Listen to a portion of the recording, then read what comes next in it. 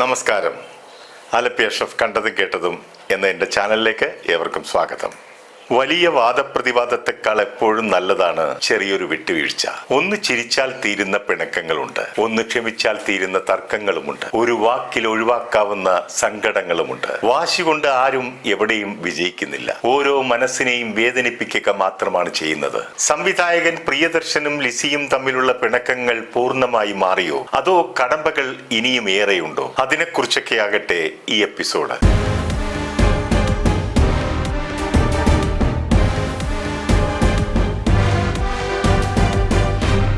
ചുരുങ്ങിയ സമയം കൊണ്ട് എൻ്റെ ചാനൽ 1,00,000 മേലെ സബ്സ്ക്രൈബേഴ്സിനെ നേടിക്കഴിഞ്ഞു. അതിന്റെ അംഗീകാരവും പ്രോത്സാഹനവും എന്ന നിലയിൽ യൂട്യൂബ് അധികാരികൾ എനിക്ക് ഒരു സിൽവർ ബട്ടൺ അയച്ചു തന്നിട്ടുണ്ട്.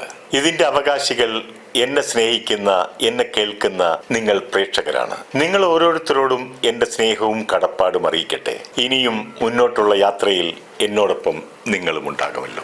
ഞാൻ ചാനൽ തുടങ്ങിയതിന് ശേഷം ചില ഞെട്ടിക്കുന്ന സത്യങ്ങളും വെളിപ്പെടുത്തലുകളും സിനിമയിലെ ചില അപ്രിയ സത്യങ്ങളും അങ്ങനെ അധികമാരും അറിയാത്തതും കേൾക്കാത്തതുമായ സംഭവങ്ങളും നിങ്ങളുമായി പങ്കുവച്ചിട്ടുണ്ട്.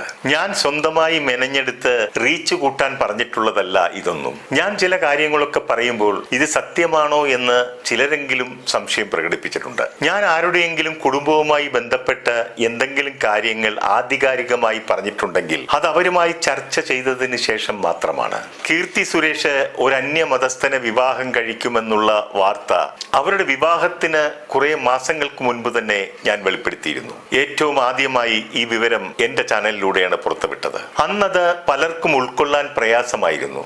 ഏതാനും മാസങ്ങൾക്ക് ശേഷം അത് സത്യമാവുകയും ചെയ്തു. ഞാനത് ആധികാരികമായി നിങ്ങളോട് പറയാനുള്ള കാരണം എന്നോട് ആ കാര്യം പറഞ്ഞത് കീർത്തിയുടെ പിതാവായ സുരേഷ് കുമാർ ആയിരുന്നു. അതുപോലെ തന്നെ ലിസിയും പ്രിയദർശനും തമ്മിലുള്ള വിവാഹബന്ധം വേർപെടുത്തിയെങ്കിലും അവർ തമ്മിലുള്ള ശത്രുതയുടെയും വൈരാഗ്യത്തിന്റെയും മഞ്ഞുരുകി തുടങ്ങിയെന്നും അവർ ഒന്നാകാനുള്ള സാധ്യത തെളിഞ്ഞു വരുന്നുണ്ടെന്നും ഞാൻ വെളിപ്പെടുത്തിയിരുന്നു. അതിനെയും പലരും സംശയത്തോടെയാണ് വീക്ഷിച്ചത്. ഞാൻ അന്നത് എന്റെ ഭാവനയിൽ മെനഞ്ഞെടുത്ത കെട്ടുകഥയായിരുന്നില്ല. ലിസിയുമായി സംസാരിച്ചപ്പോൾ എനിക്ക് മനസ്സിലാക്കാൻ സാധിച്ച കാര്യങ്ങളാണ്. എന്നാൽ സംവിധായകൻ സിബി മലയിലിന്റെ മകന്റെ വിവാഹ ചടങ്ങിന് അവർ രണ്ടുപേരും ഒരുമിച്ചെത്തിയപ്പോൾ അവർ രണ്ടുപേരെയും ചേർത്ത് നിർത്തി സിബി ഫോട്ടോ എടുത്തതും അവർ രണ്ടുപേരും കൈകോർത്ത് ഇറങ്ങിപ്പോകുന്നതുമൊക്കെ കണ്ട് ന്യൂസ് 18 മലയാളം ചാനലിൽ വന്ന വാർത്ത ഇങ്ങനെയായിരുന്നു. 3.5 മാസങ്ങൾക്ക് മുൻപ് സംവിധായകൻ ആലപ്പി അഷ്റഫാണ് ലിസിയും പ്രിയദർശനും തമ്മിൽ വീണ്ടും ഒന്നിക്കുവാനുള്ള സാധ്യതകൾ തെളിഞ്ഞതായി തന്റെ യൂട്യൂബ് ബ്ലോഗിലൂടെ അറിയിച്ചത്. അവരൊന്നിച്ചോ എന്ന ചോദ്യവുമായി നടൻ മോഹൻലാലിന്റെ അടുത്തേക്ക് പോലും ഉത്തരം തേടിപ്പോയവരുണ്ട്. ഞാൻ ഈ വിഷയം അന്ന് വെളിപ്പെടുത്താനുള്ള കാരണം നടി പ്രിയാരാമനും ഭർത്താവും തമ്മിൽ വേർപിരിയലും വർഷങ്ങൾക്ക് ശേഷം അവർ ഒരു വേദിയിൽ വെച്ച് വീണ്ടും പ്രണയാഭ്യർത്ഥന നടത്തി ഒന്നാവുകയും ചെയ്ത കഥ പ്രിയാരാമനെ കുറിച്ച് ചെയ്ത എപ്പിസോഡിൽ വിവരിച്ചപ്പോൾ ഞാൻ പറയുകയുണ്ടായി, രഞ്ജിത്ത് മറ്റൊരു വിവാഹവും കഴിച്ച് ആ ബന്ധവും വേർപിരിഞ്ഞ ശേഷമാണ് പ്രിയാരാമനുമായി വീണ്ടും ഒന്നു ചേർന്നത് എന്ന്.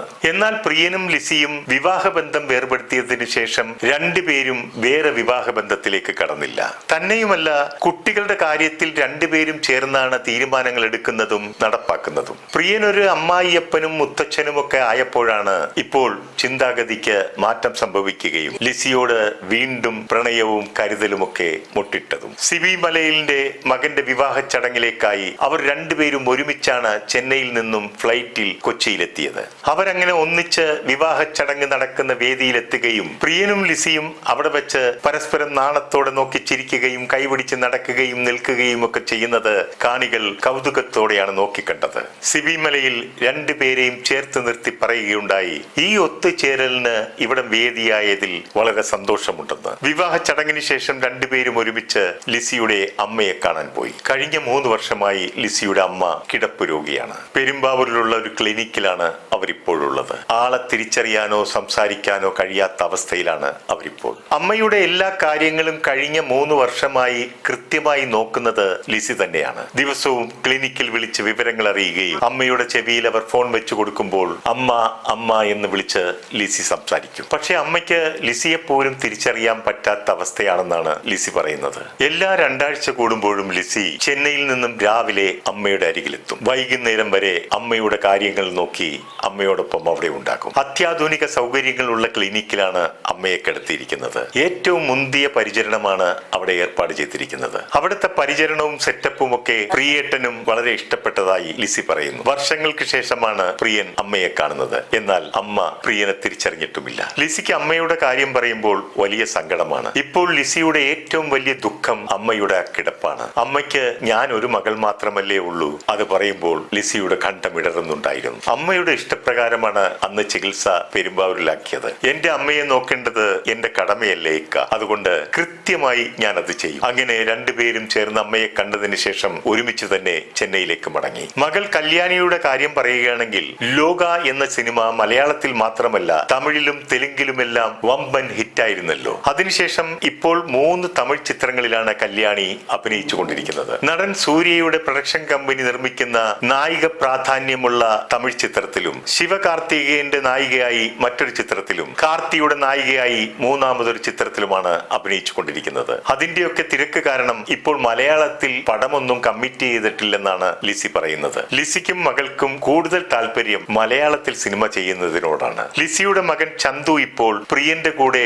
സ്പെഷ്യൽ എഫക്ട് സൂപ്പർവൈസറായി ജോലി ചെയ്യുകയാണ്. അമേരിക്കക്കാരിയായ ഭാര്യയും അവരുടെ കൊച്ചുമോൾ ജൂണും അമേരിക്കയിൽ ക്രിസ്മസ് ആഘോഷം കഴിഞ്ഞ് തിരികെ വന്നു. ചന്തുവിന് തിരക്ക് കാരണം അവരോടൊപ്പം പോകാൻ പറ്റിയില്ല. അവരുടെ ജീവിതത്തിലും പ്രിയനും ലിസിയും ഹാപ്പിയാണ്. ലിസിയുടെ 2 കുട്ടികളും ഇപ്പോൾ സർവതന്ത്ര സ്വതന്ത്രരായി കഴിഞ്ഞു. അത് സാമ്പത്തികമായാലും അല്ലാതെ ആയാലും അവർ ഇപ്പോൾ സ്റ്റേബിൾ ആയി കഴിഞ്ഞു. ഇനി പ്രിയനുമായി ഒന്നിച്ചുള്ള ജീവിതമായി കൂടെ എന്ന് ഞാൻ ലിസിയോട് ചോദിച്ചു. അതിന് ലിസി പറഞ്ഞ മറുപടി, ഒന്നിച്ചാണിക്ക ഇപ്പോൾ. എല്ലാം കുടുംബമായി സ്നേഹമായി തന്നെയാണ് മുന്നോട്ട് പോകുന്നത്. പരാതിയോ പരിഭവമോ വഴക്കോ ഒന്നും തന്നെയില്ല. ഇനിയിപ്പോൾ നിബന്ധനകളോ കരാറുകളോ ബന്ധനങ്ങളോ ഒന്നും തന്നെ വേണ്ട. സ്നേഹത്തോടെ ഇങ്ങനെ തന്നെ നീങ്ങട്ടെ. കരാറിലൊക്കെ ഒപ്പിട്ട് പുനർവിവാഹവും കഴിച്ചു കഴിഞ്ഞാൽ വീണ്ടും വഴക്കുണ്ടാകുമോ എന്നൊരു പേടി ലിസിയുടെ ഉള്ളിലുണ്ടെന്നാണ് ലിസി പറയുന്നത്. ആ ഭയം പ്രിയൻ മാറ്റിയെടുത്താൽ മാത്രമേ ബന്ധം പൂർണ്ണതയിലെത്തുകയുള്ളൂ. 2 ദിവസം മുമ്പ് പ്രിയദർശൻ എന്നെ വിളിച്ചിരുന്നു. തന്റെ നാക്ക് കരിനാക്കാണോ പൊന്നാക്കാണോടോ എന്ന് എന്നോട് ചോദിച്ചു. ലിസിക്ക് പ്രിയനോടുള്ള ഇഷ്ടവും കരുതലും ഒക്കെ മനസ്സിലാക്കി ഞാനാണല്ലോ ഇതാദ്യം പറഞ്ഞത്. അതുകൊണ്ടായിരിക്കണം പ്രിയൻ എന്നോട് അങ്ങനെ ചോദിച്ചത്. ഇപ്പോൾ പ്രിയനെ സംബന്ധിച്ച് കരുതലും സ്നേഹവും മാത്രമല്ല, അദ്ദേഹം പ്രണയപരവശനും കൂടിയാണ്. വാക്കുകളിൽ നിറയെ ലിസിയോടുള്ള പ്രണയവും ഇഷ്ടവും തുളുമ്പി നിൽക്കുന്നു. പഴയതുപോലെ നല്ലൊരു കുടുംബജീവിതം പ്രിയന് നയിക്കണമെങ്കിൽ ലിസിയുടെ ഉള്ളിലുള്ള അവശേഷിച്ച ഭയം കൂടി മാറ്റിയെടുക്കേണ്ടതായി ഉണ്ട്. പ്രിയൻ അതിന് ശ്രമിക്കട്ടെ, അത് സാധിക്കട്ടെ. ഇനിയുള്ള കാലം ഇണയായും തുണയായും പരസ്പരം സ്നേഹിച്ച് ഒന്നിച്ചു ജീവിക്കുവാൻ ദൈവം അനുഗ്രഹിക്കട്ടെ എന്ന് പ്രാർത്ഥിക്കുന്നു. നിങ്ങൾക്ക് എല്ലാവിധ ഭാവുകങ്ങളും നേരുന്നു. പെണ്ണിന്റെ ഉടലറിയുമ്പോഴല്ല ഉള്ളറിയുമ്പോഴാണ് ദാമ്പത്യത്തിൽ പൂക്കാലമുണ്ടാകുന്നത്. ആണിന്റെ കരുത്തറിയുമ്പോഴല്ല കരുതൽ അറിയുമ്പോഴാണ് ഓരോ പെണ്ണും ജീവിക്കാൻ കൊതിക്കുന്നത്. നിർത്തുന്നു. നന്ദി, നമസ്കാരം.